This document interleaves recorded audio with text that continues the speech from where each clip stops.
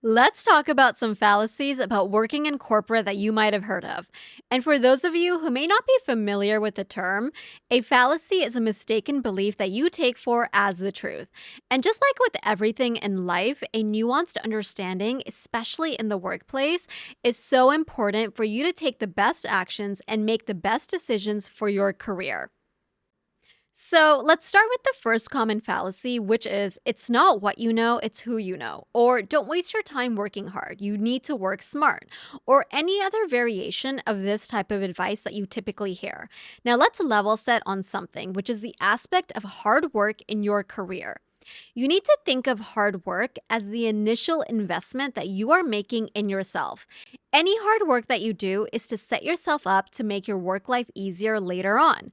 Because here's the thing, you're likely working hard because you haven't yet figured out how to work smart.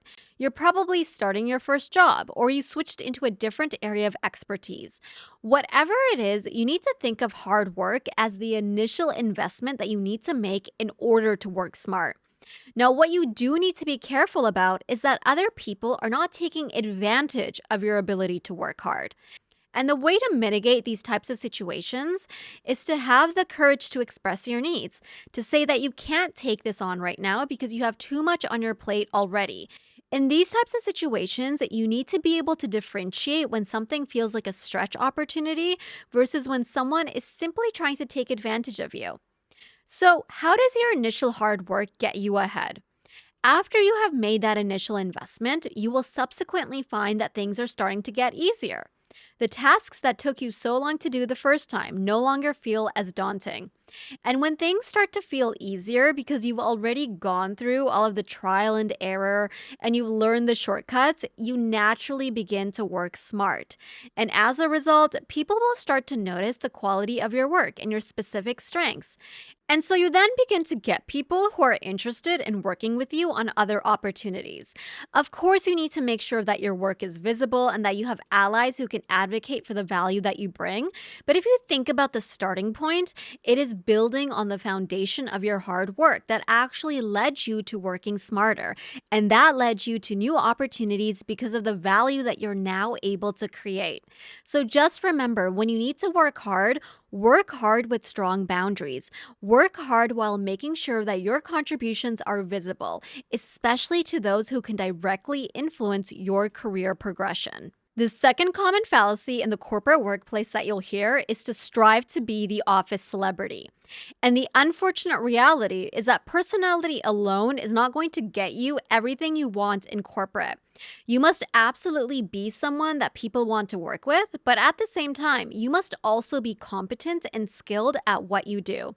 And if you are ever to achieve celebrity status in the workplace, it needs to be because you are consistent. You make things easier for others. You can manage expectations. You create value. All the while being someone that people enjoy working with, and all the while being someone that operates from their self-worth. You want to build yourself up as a professional who can thrive almost anywhere.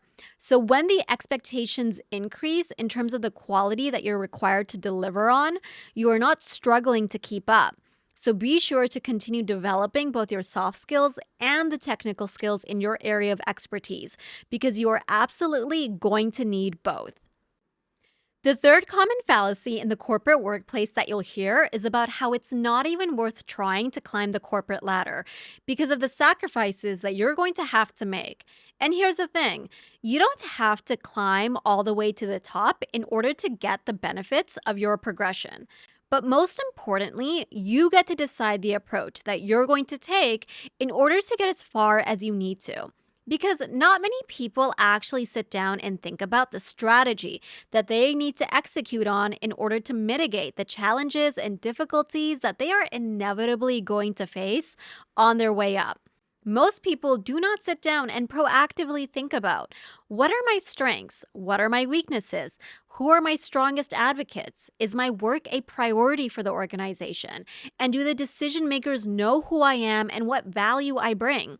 Because while you can't eliminate all difficulties and challenges in the workplace, you can, however, navigate them more strategically. And what that requires of you is to take a conscious approach to your career progression.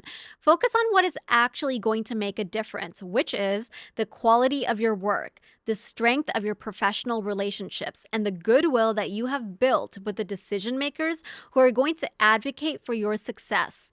At the end of the day, when you strategize like this, you will realize that advancing in your career does not require the sacrifices that many people think you need to give in order to get ahead. And that empowers you even more to operate from your own self worth and value.